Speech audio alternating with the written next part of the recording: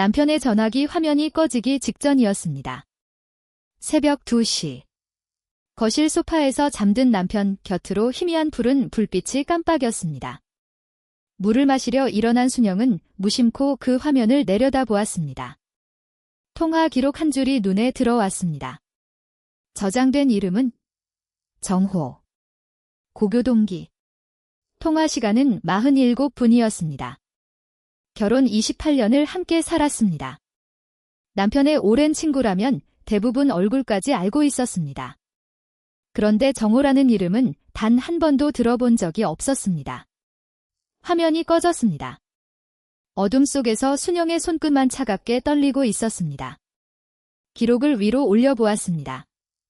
같은 이름이 석 달치나 빼곡하게 쌓여 있었습니다. 순영과 남편 태수는 대학 동기로 만나 25에 결혼했습니다. 파란만장한 드라마 같은 결혼은 아니었습니다. 조용하고 성실하고 서로에게 예의 바른 부부였습니다. 아이 둘을 키우고 작은 아파트에서 시작해 내 집을 마련하고 평범한 일상을 한 겹 한 겹 쌓아 올렸습니다. 그런데 넉 달 전부터 태수가 달라지기 시작했습니다. 전화가 오면 베란다로 나가 문을 닫았고 주말이면 약속이 있다며 혼자 외출했습니다. 어디 다녀오느냐고 물으면 돌아오는 대답은 언제나 같았습니다. 친구 만났다. 어떤 친구인지 묻는 말은 순영의 목까지 올라왔다가 매번 삼켜졌습니다. 괜한 의심을 하는 자신이 초라해질까 봐서였습니다. 하지만 새벽 2시의 통화 기록은 그 침묵을 더 이상 허락하지 않았습니다. 다음 날 아침. 태수가 출근한 뒤 순영은 남편의 서재 서랍을 열었습니다. 28년 만에 처음으로 남편의 물건을 뒤지는 것이었습니다. 떨리는 손으로 뒤적이다 오래된 수첩 하나를 발견했습니다. 수첩 사이에 영수증 3장이 끼어 있었습니다. 모두 종합병원 주차장 영수증이었고 날짜는 전부 주말이었습니다. 순영의 머릿속에 최악의 상상이 번개처럼 스쳐 지나갔습니다. 그날 저녁 밥상을 차리는데 태수의 전화기에 문자 알림이 떴습니다. 형. 다음 주 수요일에 꼭 와주세요. 시간이 없어요. 발신자는 역시 정호. 고교 동기. 였습니다. 시간이 없다는 게 무슨 뜻인지 순영은 알 수 없었습니다. 본 척도 하지 않은 채 밥상에 수저를 놓았습니다.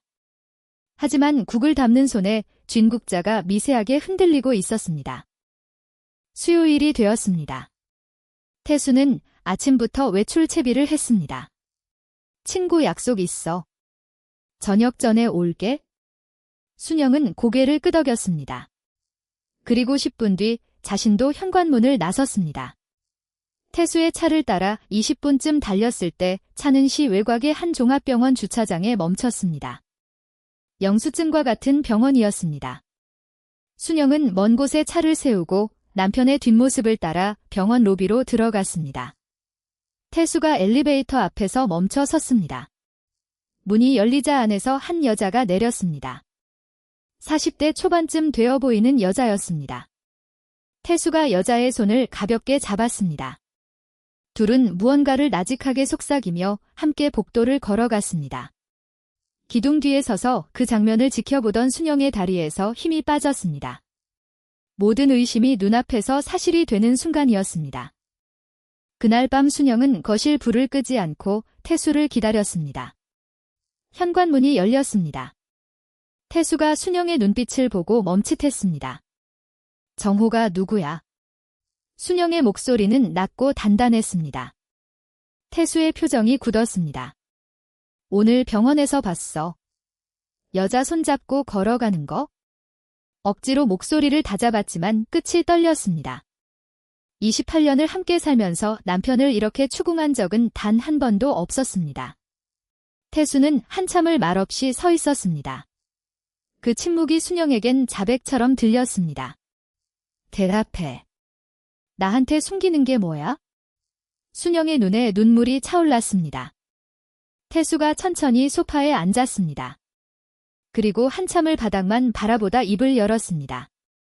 미안하다. 말을 못한 게 있다.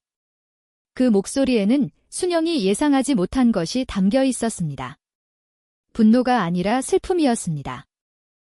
정호는 진짜 태수의 고등학교 동창이었습니다. 다만 전화기에 저장된 그 이름으로 전화를 건 사람은 정호 본인이 아니었습니다. 정호의 아내 수진이었습니다. 넉 달 전, 정호는 폐암 말기 진단을 받았습니다. 수진은 남편의 전화기에서 태수의 번호를 찾아 연락했습니다. 남편이 마지막으로 꼭 만나고 싶은 사람이 형이래요. 태수는 30년 만에 정호를 다시 만났습니다. 병실 침대에 누운 정호는 태수의 손을 꽉 쥐고 부탁 하나를 했습니다. 내가 가고 나면 수진이 혼자야. 의지할 사람이 없어. 가끔만 들러다오. 그것만 약속해줘. 태수는 그 약속을 지키고 있었던 것입니다. 병원에서 순영이 본 여자가 바로 수진이었습니다. 새벽 2시에 통하는 정호의 상태가 급변할 때마다 겁에 질린 수진이 다급하게 건 전화였습니다. 순영의 입에서 아무 말도 나오지 않았습니다. 왜 나한테 말을 안 했어? 순영의 목소리에서 분노가 빠져나가고 허탈함만 남았습니다. 태수는 고개를 떨궜습니다. 정호가 부탁했어. 아무한테도 알리지 말아달라고. 자기 때문에 주변 사람들이 힘들어하는 게 싫다고. 태수의 눈이 붉어졌습니다. 30년을 못 만나다가 겨우 다시 만났는데 그놈이 그렇게 누워있더라. 태수는 처음으로 순영 앞에서 고교 시절 이야기를 꺼냈습니다. 매일 같이 등교하고 시험 끝나면 분식집에서 라면을 나눠 먹고 대입에 떨어진 날 골목에 쪼그려 앉아 같이 울었던 친구. 졸업 후 각자의 삶에 치여 연락이 끊겼고 30년 만에 다시 만난 친구는 병실 침대 위에서 손가락 하나 움직이기 힘들어하고 있었습니다. 말 한마디 못하고 그 무게를 혼자 짊어진 남편을 순영은 그제야 이해했습니다. 며칠 뒤 순영이 태수에게 말했습니다. 나도 같이 가자. 병원에. 태수가 놀란 눈으로 순영을 바라보았습니다. 순영은 직접 갈비탕을 끓여보은 용기에 담았습니다. 병실 문을 열자 수진이 먼저 일어섰습니다. 형수님이세요? 순영은 고개를 끄덕이며 수진의 손을 잡았습니다. 지난주까지 질투와 분노의 대상이었던 여자의 손은 차갑고 가늘었습니다. 침대 위의 정호는 마르고 창백했지만 눈빛만은 또렷했습니다. 태수 마누라. 드디어 보는구나. 정호가 힘겹게 웃었습니다. 이 녀석이 자네 자랑을 얼마나 하는지 몰라. 듣다가 내가 질투 날 뻔했어. 순영은 웃으며 대답했습니다. 하지만 돌아서는 복도에서 소리 없이 눈물을 닦았습니다. 수진의 어깨를 안으며 순영이 말했습니다. 혼자 감당하려 하지 마세요. 이제 저도 있으니까요. 병원을 나서며 태수가 먼저 입을 열었습니다. 미안했다. 당신한테까지 숨길 일이 아니었는데. 순영은 대답 대신 태수의 팔을 끼었습니다. 28년 결혼 생활에서 이렇게 팔짱을 낀 것이 언제가 마지막이었는지 기억나지 않았습니다. 새벽 2시에 통화 기록이 가져온 것은 배신이 아니었습니다. 순영이 몰랐던 남편의 무게였습니다. 말 한마디 없이 친구의 마지막 곁을 지키던 사람의 뒷모습이었습니다. 주차장으로 걸어가는 두 사람의 그림자가 석양 아래 길게 이어졌습니다. 서로의 모든 것을 안다고 믿었지만 28년이 지나서야 비로소 이 사람이 어떤 사람인지 한 겹 더 알게 되었습니다. 순영은 태수의 팔을 조금 더 힘주어 잡았습니다. 그것만으로도 충분히 다행이라고 생각했습니다.